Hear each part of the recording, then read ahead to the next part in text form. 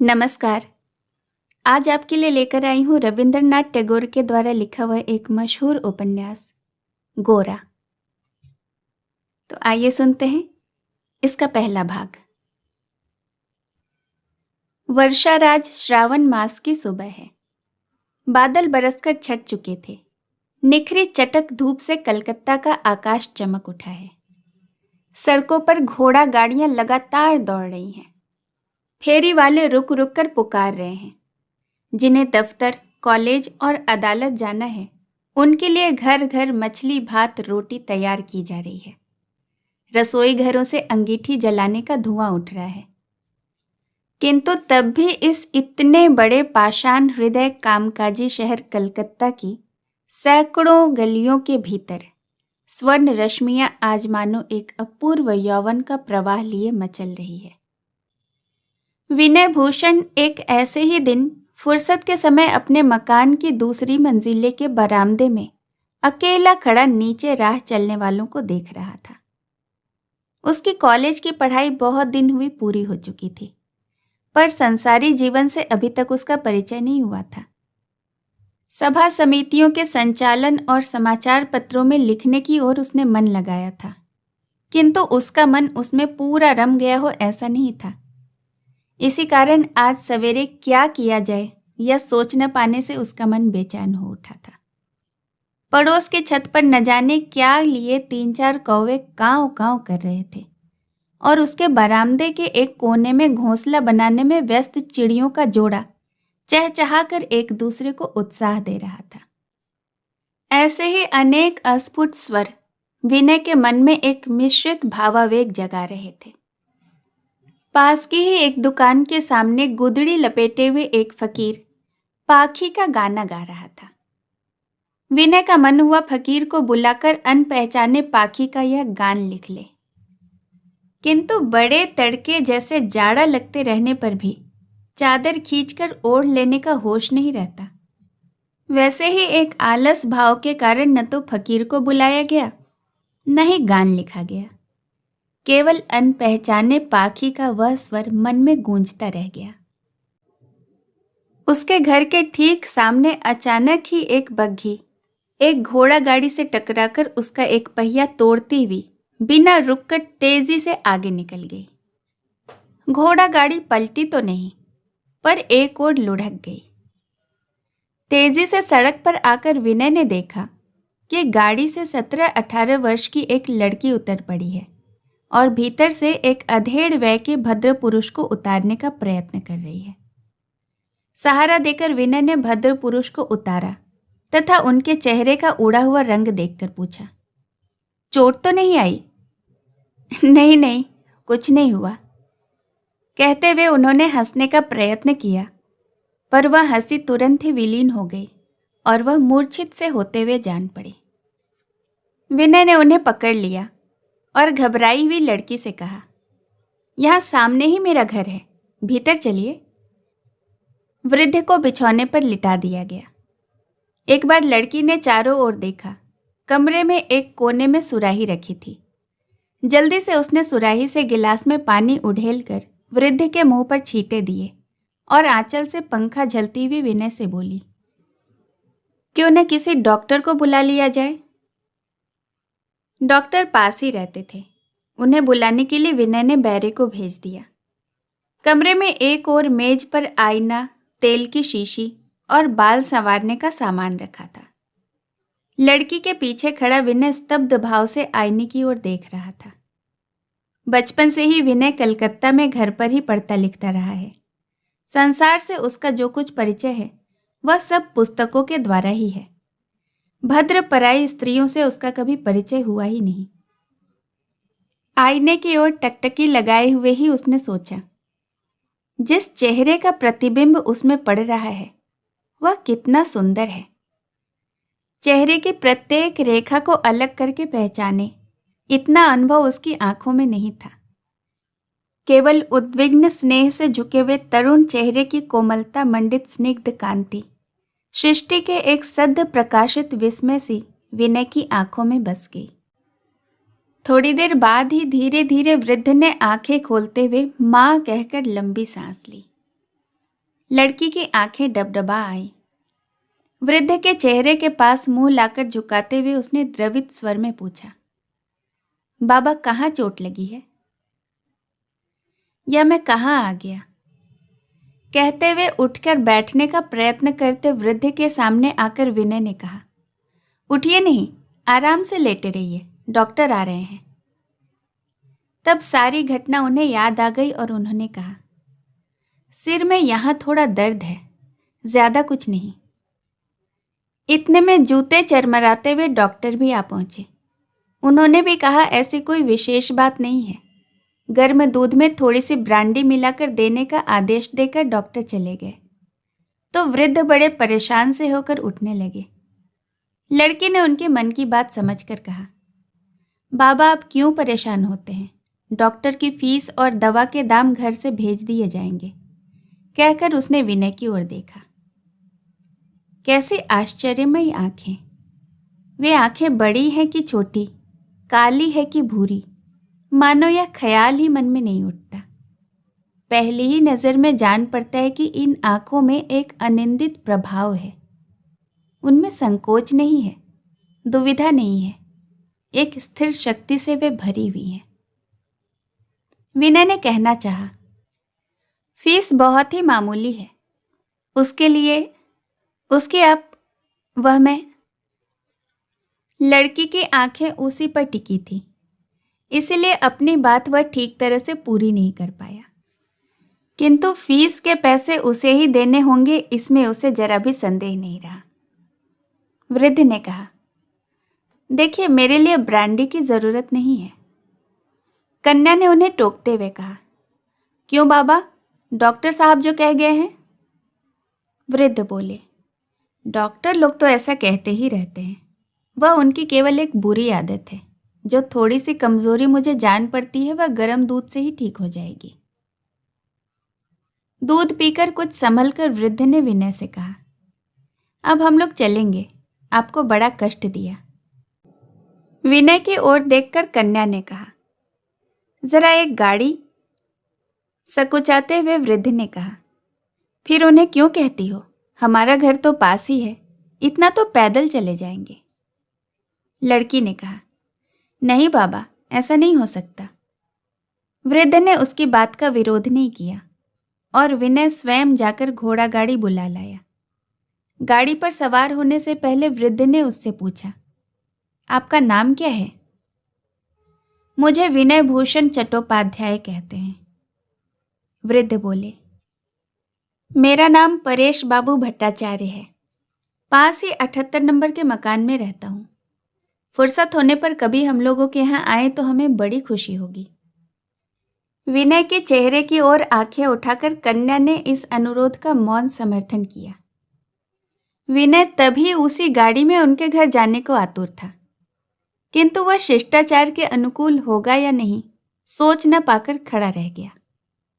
गाड़ी चलने पर लड़की ने विनय को एक छोटा सा नमस्कार किया। इस अभिवादन के लिए विनय बिल्कुल तैयार नहीं था, इसलिए हतबुद्धि सा होकर वह प्रति नमस्कार भी नहीं कर सका। घर के भीतर आकर वह बार बार अपनी इतनी सी चूक के लिए स्वयं को धिक्कारने लगा। विनय इन लोगों से मिलने से लेकर विदा होने तक के अपने आचरण की आलोचना करके देखने लगा। उसे लगा शुरू से अंत तक उसके सारे व्यवहार में असभ्यता झलकती रही। कौन कौन से समय क्या क्या करना उचित था, क्या क्या कहना उचित था, वह मन ही मन इसी को लेकर व्यर्थ उधेड़बुन करने लगा।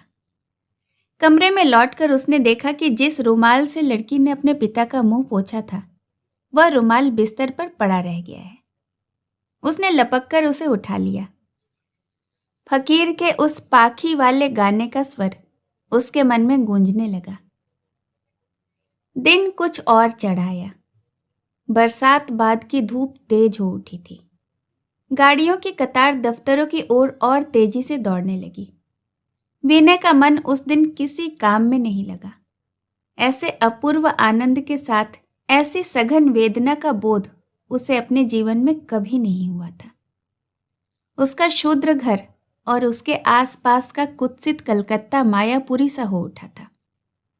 जिस राज्य में असंभव संभव हो जाता है, असाध्य सिद्ध हो जाता है, जिसमें रूपातीत रूप लेकर सामने दिखाई देता है, मानो किसी ऐसे ही नियम विहीन राज्य में विनय घूम रहा था। बरसात बाद की सुबह की धूप की दीप्त आभा उसके मन में बस गई थी, उसके रक्त में दौड़ रही थी। उसके अंतःकरण के सम्मुख एक ज्योतिर्मय चादर सी छाकर दैनिक जीवन की सारी तुच्छता को बिल्कुल ओझल कर गई थी। विनय का मन चाह रहा था कि अपनी परिपूर्णता को किसी अचरज भरे रूप में प्रकट कर दे, किंतु उसके लिए कोई उपाय न पाकर उसका चित्त पीड़ित हो उठा। अपना परिचय उसने बहुत ही सामान्य लोगों जैसा ही दिया था। अत्यंत क्षुद्र घर, इधर उधर सामान बिखरा हुआ, बिछौना भी साफ नहीं। किसी किसी दिन अपने कमरे में या गुलदस्ते में फूल सजाकर रखता, किंतु उस दिन दुर्भाग्य से कमरे में फूल की एक पंखुड़ी भी नहीं थी। सभी कहते हैं कि सभाओं में विनय जैसी सुंदर भाषण जबानी ही दे देता है, उससे एक दिन बहुत बड़ा वक्ता हो जाएगा, किंतु उस दिन ऐसी एक भी बात उसने नहीं कही जिससे उसकी बुद्धि का कुछ भी प्रमाण मिले। बार बार उसे केवल यही सोचता था कि यदि कहीं ऐसा होता कि जब वह बग्घी गाड़ी से टकराने जा रही थी, उस समय बिजली की तरह तेजी से सड़क के बीच पहुंचकर मैं अनायास उस मुंहजोर घोड़े की जोड़ी का लगाम पकड़कर उन्हें रोक देता। अपने उस काल्पनिक पौरुष की छवि जब उसके मन में मूर्त हो उठी, तब आईने के सामने जाकर एक बार अपना चेहरा देखे बिना उससे नहीं रहा गया। तभी उसने देखा, सड़क पर खड़ा 7-8 बरस का एक लड़का उसके घर का नंबर देख रहा है। विनय ने ऊपर से ही पुकारा, यही है, ठीक यही घर है। लड़का उसी के घर का नंबर ढूंढ रहा है, इस बारे में उसे थोड़ा भी संदेह नहीं था। सीढ़ियों पर चट्टियां चटकाता हुआ विनय तेजी से नीचे उतर गया। बड़े प्यार से लड़के को कमरे में ले जाकर उसके चेहरे की ओर वह ताकने लगा। वह बोला, दीदी ने मुझे भेजा है। कहते हुए उसने विनय भूषण के हाथ में एक पत्र दे दिया। चिट्ठी लेकर पहले विनय ने लिफाफा बाहर से देखा। लड़कियों के हाथ की लिखावट में उसका नाम लिखा हुआ था। भीतर चिट्ठी पत्री कुछ भी नहीं थी, बस केवल कुछ रुपये थे। लड़का जाने को हुआ तो विनय ने उसे किसी तरह छोड़ा ही नहीं। उसका कंधा पकड़कर उसे दूसरी मंजिले पर ले गया। लड़के का रंग उसकी बहन से अधिक सांवला था, किंतु चेहरे की बनावट कुछ मिलती थी। उसे देखकर विनय के मन में गहरे स्नेह और आनंद का संचार हुआ। लड़का काफी तेज था।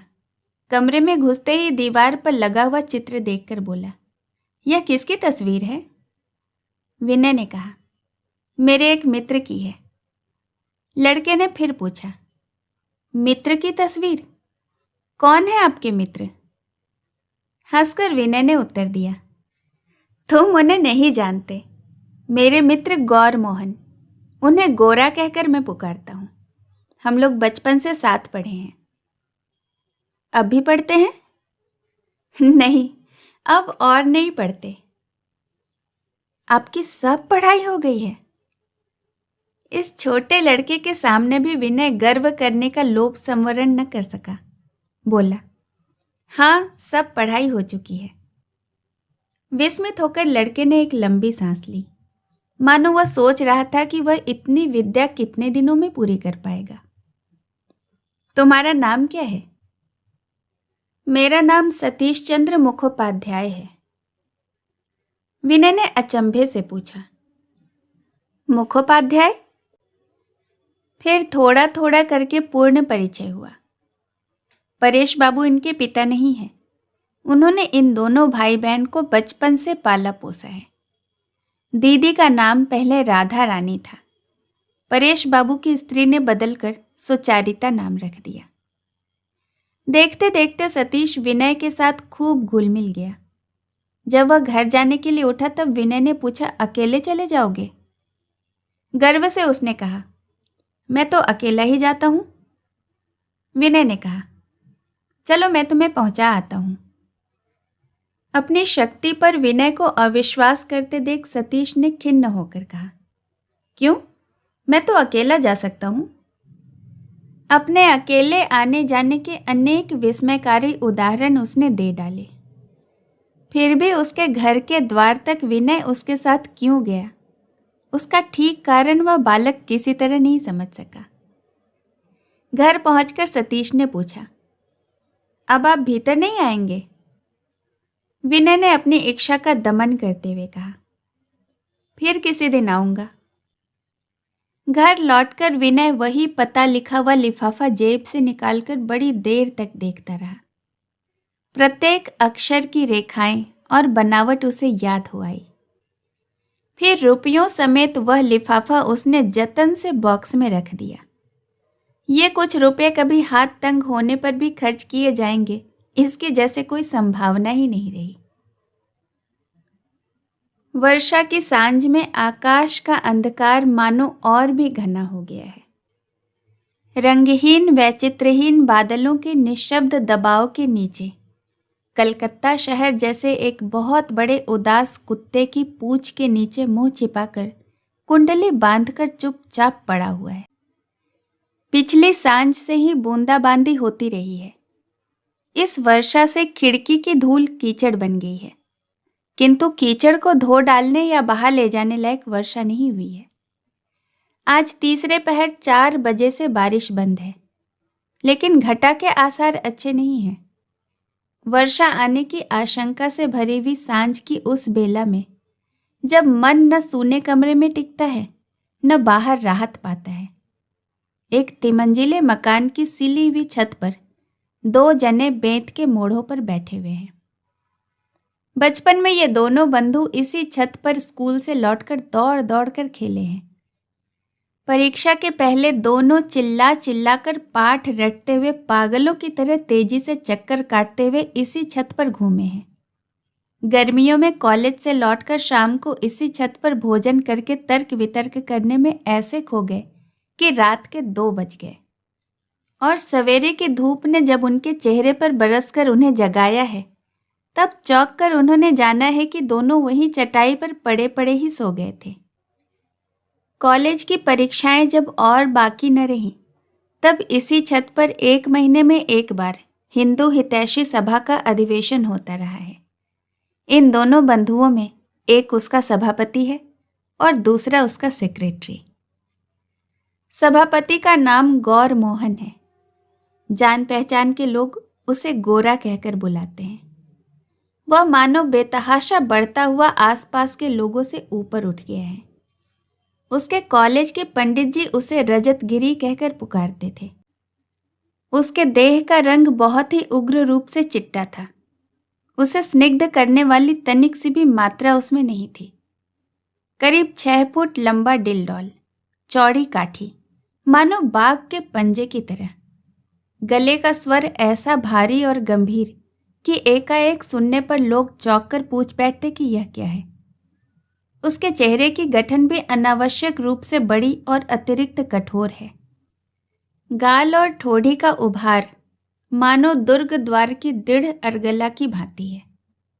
आंखों के ऊपर भवें जैसे है ही नहीं, और वहां से माथा कानों की ओर फैलता चला गया है। होठ पतले और दबे हुए, उनके नाक मानो खांडे की तरह उठी हुई है।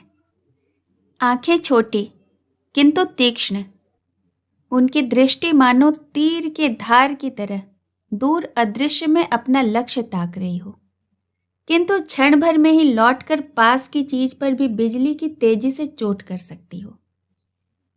देखने पर गौर मोहन को सुंदर नहीं कहा जा सकता, किंतु उसे देखे बिना रहा भी नहीं जा सकता। लोगों के बीच होने पर दृष्टि बरबस उसकी ओर खींची जाती है।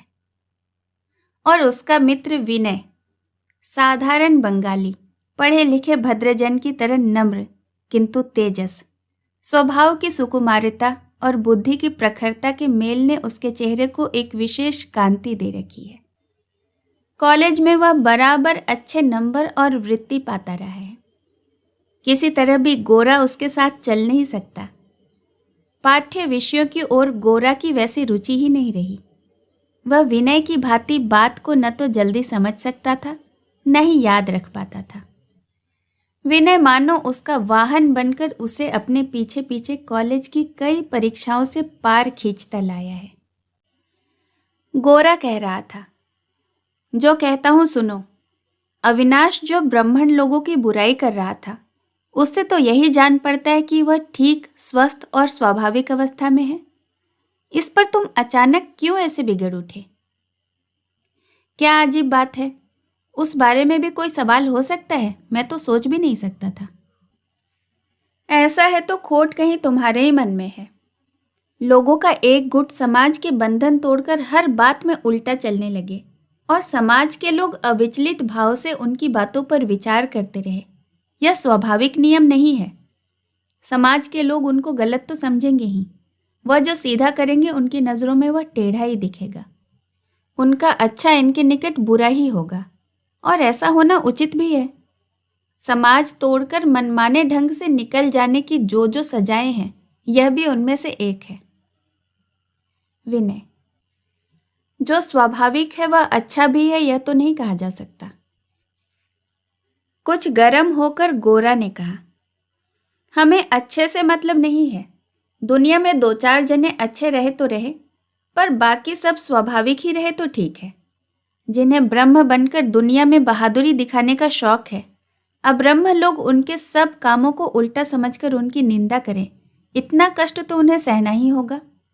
वे स्वयं भी छाती फुलाकर इतराते फिरें और उनके विरोधी भी पीछे पीछे वाह वाह करते चले। ऐसा दुनिया में नहीं होता। यदि होता भी तो दुनिया का कुछ भला न होता। मैं गुट की निंदा की बात नहीं करता। व्यक्तिगत गुट की निंदा कोई निंदा थोड़े ही है। वह तो अपनी अपनी राय देने की बात है। निंदा तो व्यक्तिगत ही हो सकती है। अच्छा साधु महाराज, आपने क्या कभी निंदा नहीं की? की है, बहुत की है, पर उसके लिए लज्जित भी हूं।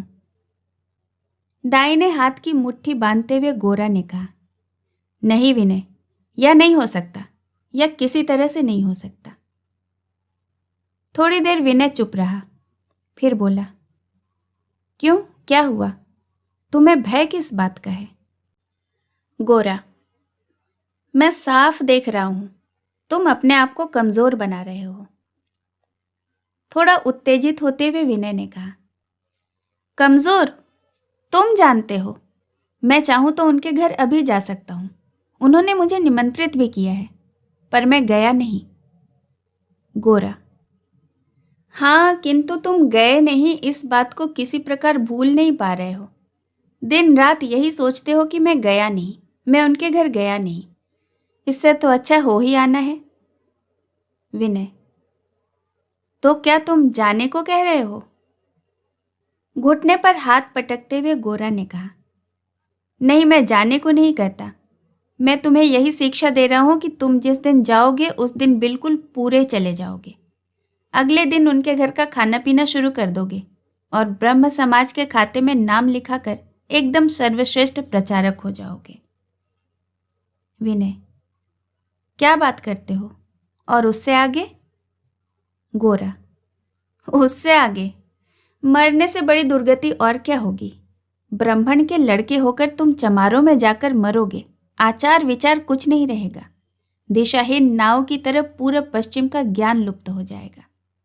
तब तुम्हें लगेगा कि जहाज को बंदरगाह पर लाना ही गलत है, संकीर्णता है। केवल बेमतलब बहते रहना ही वास्तव में जहाज चलाना है।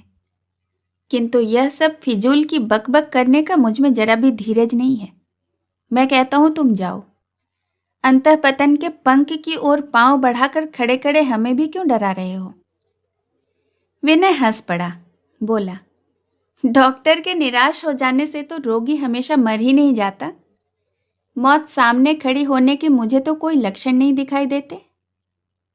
गोरा, नहीं दिखते? विनय, नहीं। गोरा, गाड़ी छूटती नहीं जान पड़ती? विनय, नहीं, बहुत अच्छी तो चल रही है। गोरा, ऐसा नहीं लगता कि परोसने वाला हाथ अगर सुंदर हो तो मलेच्छ का अन्न भी देवता का प्रसाद हो जाता है।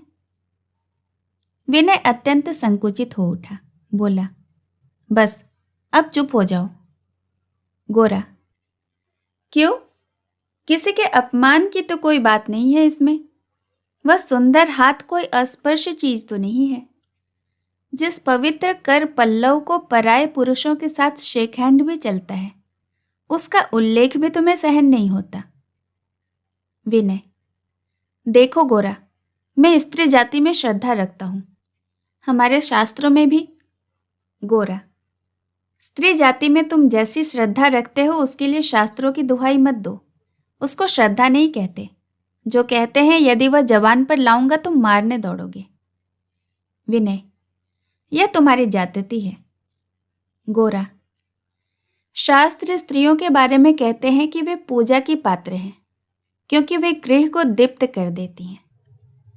विलायती विधान में उनको इसलिए मान दिया जाता है कि वे पुरुषों के हृदय को दीप्त कर देती हैं। उसे पूजा न कहना ही अच्छा है। विनय, कहीं कहीं कुछ विकृति देखी जाती है, इसी से क्या एक बड़े वर्ग पर ऐसे छींटे करना उचित है? अधीर होकर गोरा ने कहा, विनु, क्योंकि अब तुम्हारी सोचने विचारने की बुद्धि नष्ट हो गई है, अतः तुम मेरी बात मान लो। मैं कहता हूं कि विलायती शास्त्र में स्त्री जाति के बारे में जो बड़ी बड़ी बातें लिखी हैं, उनकी जड़ में वासना है। स्त्री जाति की पूजा करने का स्थान है माता का पद, सती लक्ष्मी गृहिणी का आसन। वहां से उन्हें हटाकर उनका जो गुणगान किया जाता है, उसमें अपमान छिपा हुआ है। तुम्हारा मन जिस कारण से पतंगे सा परेश बाबू के घर के आसपास चक्कर काट रहा है, अंग्रेजी में उसे लव कहते हैं। किंतु अंग्रेजियत की होड़ में इसी लव को ही संसार का चरम पुरुषार्थ मानकर उसकी उपासना करने बैठ जाने का बेहुदापन कहीं तुम पर भी न सवार हो जाए। चाबुक खाए घोड़े की तरह तिल मिलाकर विनय ने कहा, ओह गोरा, रहने दो, बहुत हो गया। गोरा, बहुत कहाँ हुआ है, कुछ भी नहीं हुआ। स्त्री और पुरुष को उनकी अपनी अपनी जगह सहज भाव से हमने देखना सीखा ही नहीं, तभी तो बहुत सी काव्य कला उन पर मर्दी है। विनय ने कहा, अच्छा, माना कि स्त्री पुरुष का संबंध जहां रहकर सहज हो सकता है, हम प्रवृत्ति की सनक में पड़कर उससे आगे बढ़ जाते हैं और इस तरह उसे झूठा कर देते हैं। किंतु क्या यह अपराध विदेश का ही है? इस संबंध में अंग्रेजी की काव्य कला अगर झूठी है, तो हम जो हमेशा कामिनी कंचन त्याग को लेकर बड़ी बड़ी बातें करते रहते हैं, वह भी तो मिथ्या है। मनुष्य की प्रकृति जिन चीजों में सहज ही अपने आप को भुला देती है, उनसे मनुष्य को बचाने के लिए कोई प्रेम के सुंदर पक्ष को ही कवित्व के सहारे उज्जवल कर देता है और उसकी बुराइयों को ढक देता है, और कोई उसकी बुराइयों को ही बड़ी करके दिखाता है और कामिनी कंचन त्याग किनारा कर देता है। दोनों केवल दो तरह के लोगों की पद्धति है। एक की बुराई करके दूसरे का समर्थन करना ठीक नहीं। गोरा, नहीं, मैंने तुम्हें गलत समझा। अभी तुम्हारी हालत इतनी खराब नहीं हुई है। अगर तुम्हारे दिमाग में फिलॉसफी भर रही है, तब तो तुम निर्भय होकर लव कर सकते हो, किंतु समय रहते ही संभल जाना। तुम्हारे हितैषी मित्र का यही निवेदन है। व्यस्त भाव से विनय ने कहा, अरे क्या तुम पागल हुए हो? मैं और लव?